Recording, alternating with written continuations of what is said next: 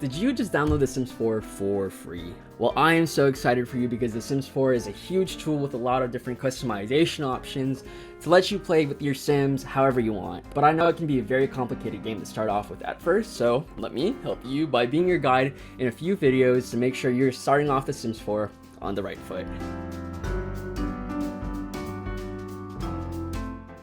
My name is Russell. I'm a little bit of a casual simmer myself, so hopefully that helps me help you figuring out and pointing out the tips, tricks, cheats in The Sims 4 that I wish I knew when I first started out. For this guide, I'm going to assume that I'm talking to complete newbie players or newbie simmers that might have just downloaded the game for free, like today. I'm also going to be assuming that you are playing on PC or Mac because I'm playing on the PC. A lot of the controls are pretty interchangeable. You got control for PC, you got command for Mac most of the time, and I will also be playing using a mouse with the scroll button. Definitely recommend a scroll button for this game. With that said, let's start off with cast mode, also known as create a sim mode, because that's really the first thing you're going to see when you start up the game. So now that you've downloaded The Sims 4, you're on the main menu. Yours might look a little different from mine. It really depends on what packs you have or how many days you've been playing The Sims 4. Click new game. It will go to a loading screen and you'll be greeted with a little create my story tool for The Sims 4 create a sim mode. This is the first out of what I like to define 4 different ways you can approach the mode. Basically, they ask a series of questions, and depending on how you answer those questions, it will shape your Sim's personality and looks. I'm gonna run through this very quickly so I don't bore you, but feel free to answer this on your own time if you want to use this tool. Okay, and now we have a random person. That's the first way. If you really want to just start The Sims 4 off, don't really want to put too much time into create a sim mode, that's there for you so you have something to start off with. Now the second way I like to approach create a sim mode, or the second way you can approach create a sim mode, is by randomizing everything you want. You can randomize things from your name, both your first and your last name. So we got Maxwell here. You can randomize things like your traits. You can randomize your likes and dislikes too. And then if you don't like the way your sim is appearing right now, you can even randomize their fit. So boom, there's a random sim right there. You can go as far as randomizing specific parts of his sim's appearance. So right here I have clothing off, but if I only like his clothes and I don't like anything else, I could randomize just his clothes. So to recap, the first 2 ways you can generally approach create a sim mode is by using that create my story tool, or just going out and randomizing your sim as much as you want. A third way you can approach create a sim mode is by using the gallery. So if you click right here, opening the gallery, you will be required to connect to the internet, but there are basically a ton of different creations, ton of households, lots, and even rooms within those lots that you can straight up just download and replace your current household with and start playing immediately. For example, if I was in a rush and I just wanted to choose any sim I wanted to, I could download this random household right here, click place household, and then replace the current sim household that I'm creating right now. And now I have a fully created set of sims to play with. So the approaches that I just went over for create a sim mode are really for people who don't have a specific idea and just want to get into the game. But if you're like me and you like playing the game by scratch, you're going to start off by saying no thanks to the create my story tool. You'll be generated with a random sim, and then you can edit every detail after that to your liking. Before I actually get into creating my sim from scratch, I'm going to be going over a few key controls that I really wish I knew before I started playing The Sims 4. Create a sim mode is probably the easiest mode in terms of controls to explain because it's really a lot of dragging, clicking, and it's pretty intuitive. The first click and drag option that a lot of people miss is your shoes. So if you go down, you can make them really small or you can make them really big. Another thing is your shoulder, hip, and your chest size. In terms of framing your sim, typically your chest, shoulders, and hips really does make a difference to make sure your sim looks like the way you want your sim to look like. The biggest click and drag section that people miss most of the time is the posture section. So if you move your sim to the side, highlight the back right here. If you drag up, your sim will have really uptight posture. If you drag down, your sim will slouch a lot in live mode. I like to point this out because it's one of the first ways to get people to understand that details about your sim's personality and appearances really does impact the way that they'll look like in live mode later down the line. If you want to tell a story about a sim that slouches a lot, maybe they're not too active, maybe they're down in the dumps, you're going to hold, click, and drag down, and you will notice in live mode your sim's going to slouch a lot more. But if maybe you're trying to tell a different story and you want your character acting to look a little bit more lively, you'll click and drag up and your sim will have impeccable posture. Now it's time for some controls. The first thing you want to know is that hitting Ctrl Z will undo something and then hitting Ctrl Y will redo something. So, for example, if I made him have really thick thighs and I didn't want that, I would hit Ctrl Z. But then if I had a second thought like, no, his thighs should be thicker, I'll hit Ctrl Y. So it's very similar to most software services that you're probably using. Now say that you have multiple sims in your household. So right here, I have 2 sims. If I didn't want to have to toggle between them by moving my mouse and clicking to each individual sim, I can just press the spacebar. So boom, easy edit right there. Now for some relevant cheats. To open the cheats menu, you'll hit Control, Shift, and C, and you'll see this white bar at the top. If you haven't already used cheats in The Sims 4, you're gonna hit Testing Cheats True. You're gonna see it on the screen right now. And then after you do that, you'll be able to use all the cheats in The Sims 4 that you want. Cheats are mainly used in build mode and live mode, but one cheat that I find that's very useful for create a sim mode is cast clock speed 0.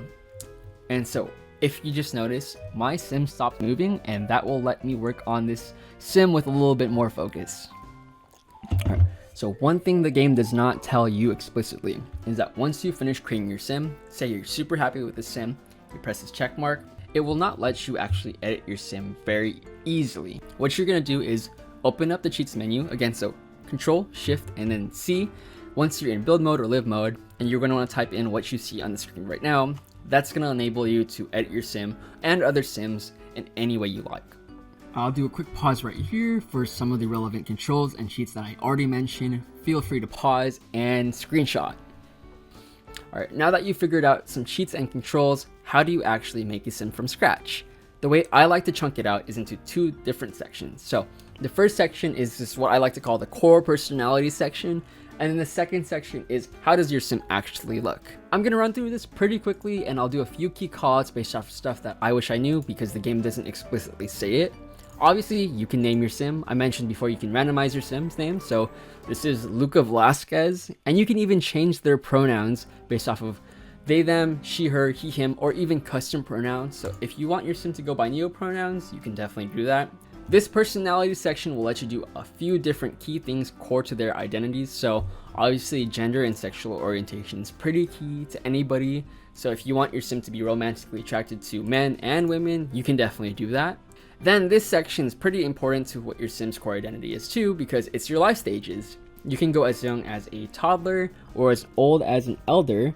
I'm going to use a young adult for this example. Depending on your life stage, you'll be able to do different things.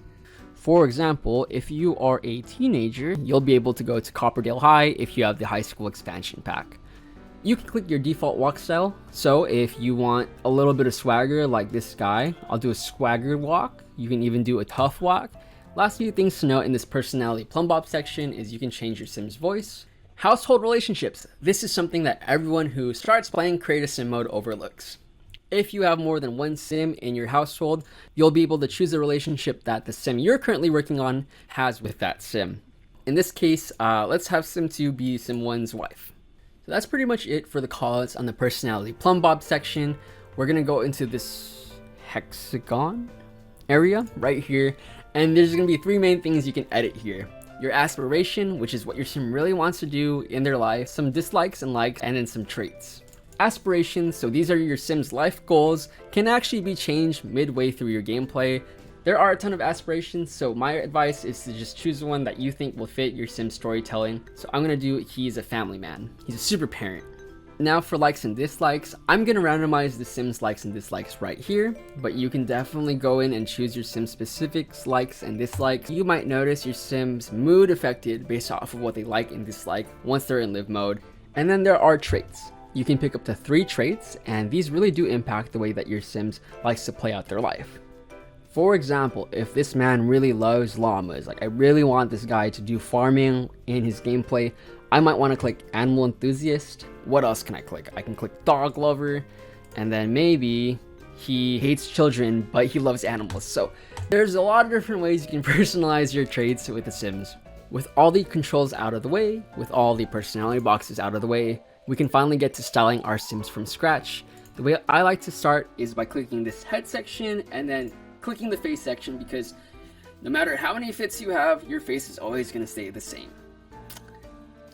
There are a set number of faces that are preloaded into the Sims 4 game. So if you click face, face is right there. You can start off with one of these faces. Maybe this one is closer to what I wanted. I'll click that one, and then from here on out, it's really about adding the details to make sure that face looks as close to the vision that you want as possible.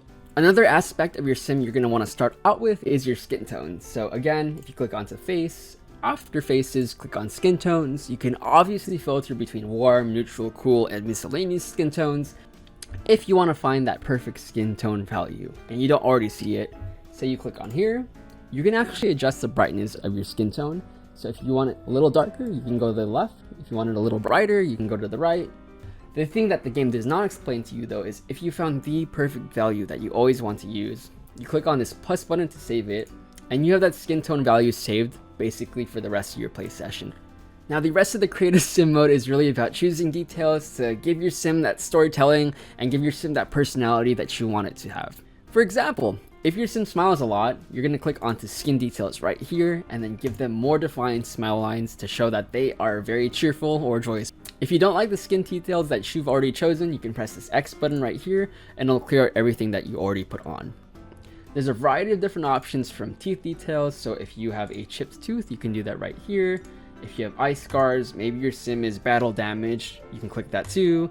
The last thing you should know about the face section right here is that you can drag and pull your sim's facial structure, your eye structure, a lot of things about your sim's face to get the perfect look that you want. So if I wanted his head to be smaller, I can actually click on his head, drag down, and he got a small head now. If you do a double click into the detail edit mode, you can get very, very granular with the way your sim looks. If I wanted my sim to have really big pupils, if I wanted to have small pupils, I could do a very similar thing. Exiting detail mode, exiting the face section. Now for the hair section, the main thing everyone forgets or just doesn't know is that there are 8 different outfits that your sim will default to depending on how you style them in Create a Sim mode based off of what situation your sim is in live mode. So for example, the default is your everyday outfit. But when your sim sleeps, you're going to change into the sleeping outfit. The outfit selections are as follows. There are the everyday outfits, your formal outfits, athletic outfits if you're working out at the gym, of course when you're sleeping, party outfit, swimwear, hot weather, and then of course with hot weather, you got cold weather. So back to the hair section, you'll notice that you have base game hairs that everybody can choose from. However, if you scroll, you might be seeing some hairs that have icons on the top left of their boxes, and that's because you need those packs before you actually play with those hairs. One last thing to note about hairs is that you can choose your sim's hair color, both for your facial hair and your regular hair. Maybe this dude, when he is working out, he always has a green beard. Hats. Now, there's not too much to say about hats, except for the fact that there are different swatches your hats come in. So maybe if I choose this hat, it looks better in blue on this look. One other thing about hats, and this does actually extend to other parts of Create a Sim, is that if you scroll down, you'll see some hats are locked, and that's because you'll have to do something in-game to unlock them. Main thing to note about accessories, both for the face and for your body, is that there are also swatches for each accessory. So if I wanted to click here, and I wanted yellow glasses instead of brown or black glasses, you could do that too. And then the last section of the face section is makeup. So if you choose makeup, and you click on a swatch, very similar to skin tones, you can actually change the brightness, hue, all that good stuff with these sliders right here. And the nice thing about this is you'll be able to actually match your skin tone to your makeup. You can press this plus icon to move the sliders and then create a new swatch that's personalized for your gameplay. From here on out, it's pretty self-explanatory. It's all about creating your sim's look based off of the clothes that you have access to. Quick call out is that if you are too lazy like me sometimes, you can click styled looks. These are already preset looks depending on what types of packs you have. From here on out, if you are happy with the way your sims looks, if you are happy with the different fits that your sim comes with, the 8 different rotations, remember, you can click this check mark button. You'll create your household and then save and play, and you'll be ready to move into your house. That about does it for me, everybody. Thank you so much for watching. I know The Sims 4 can be very complicated to start off with, so hopefully this guide helps you kickstart your Create a Sim mode journey. Hope you all have a great day.